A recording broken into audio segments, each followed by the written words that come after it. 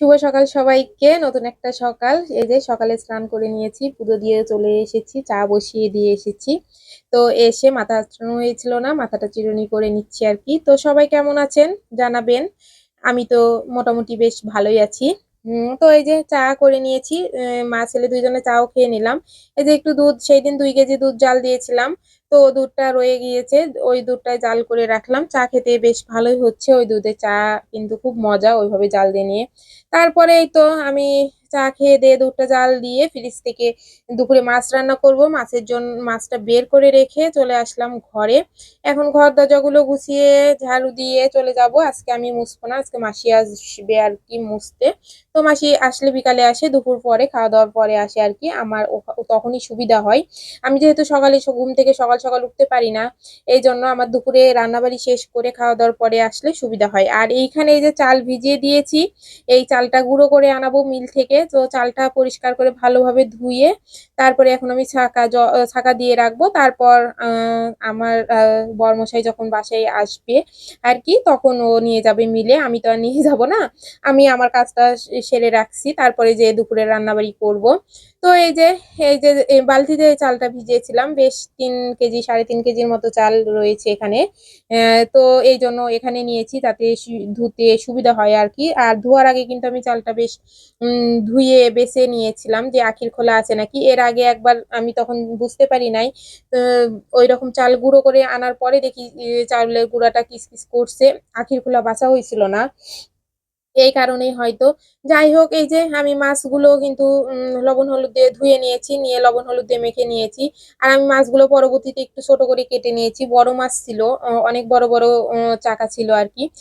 ভিডিওতে কতটুকু বোঝা যাচ্ছে জানি না, কিন্তু এই এত বড় বড় পিস হলে না মাছের মধ্যে লবণ ঝাল ঢুকে না আর কি। নিজের কাছেও ভালো লাগে না, ছেলেও খেতে চায় না। সবকিছু মিলিয়ে ছোট ছোট পিস হলে আমাদের জন্য ভালো হয় আর কি, যে একটু ভাজাটা কড়া করে ভেজে তারপরে ঝোলে দিই। আর এই যে ফুলকপি দিয়ে মাছ রান্না করব জন্য এই যে ফুলকপিটাও বানিয়ে নিয়েছি। ফুলকপি মাছ দিয়ে ফুলকপি আর আলু দিয়ে মাছের ঝোল করব। আর ওই পাশের চুলাতে আমি একটু গরম জল বসিয়ে দিয়েছি, ছেলে চান করবে তার জন্য আর কি। আর ভাতটা এখনো হয় নাই, আমি মাছের ঝোলটা করে নেবার পরে ভাতটা আমি বসিয়ে দিব।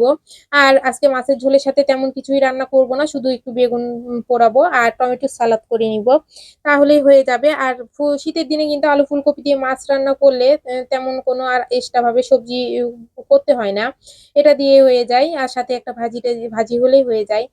তো যাই হোক, আজকে আর বেগুন ভাজবো না, বেগুন পোড়াবো আর কি, বেগুনের ভর্তা করব গ্যাসের চুলাতে পুড়িয়ে। তো আমার কাছে না এই শীতের দিনে বেগুন ভর্তাটা খুব ভালো লাগে, মজা লাগে আর কি খেতে। তো এই যে মাছ ভাজিটা তুলে নিয়ে আমি ওই তেলে জিরা তেজপাতা শুকনো মরিচ সম্বারা দিয়ে ফুলকপিটা লবণ আর হলুদ দিয়ে ভেজে নিলাম।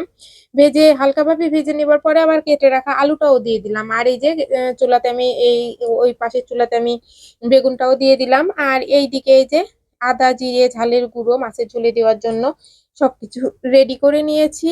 আর এইখানে আলু আর ফুলকপিটাও ভেজে নিচ্ছি, ভাজা হয়ে গেলে আমি ওই যে মশলাটা দিয়ে দিব। আর এই যে একটা বেগুন পুড়িয়ে নেবার পরে আরেকটা দিয়ে দিলাম।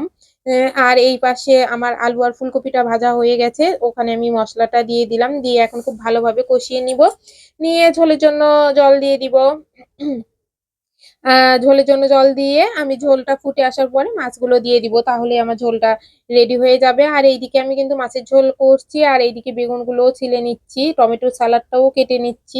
সবকিছুই একটা একটা করে শেষ করছি আর কি। এভাবে না করলে একা একা মানুষ পারা যায় না, হয় না টাইম মতো।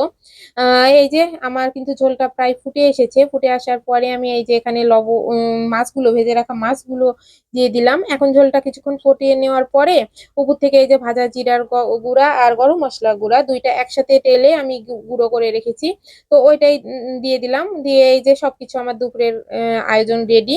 এর মধ্যে কিন্তু ওর বাবা এই যে চাউলের গুঁড়ো করে নিয়ে চলে এসেছে, এই যে আমি মেলে দিয়ে রেখেছি। সবাই ভালো থাকবেন, সুস্থ থাকবেন, টাটা বাই বাই।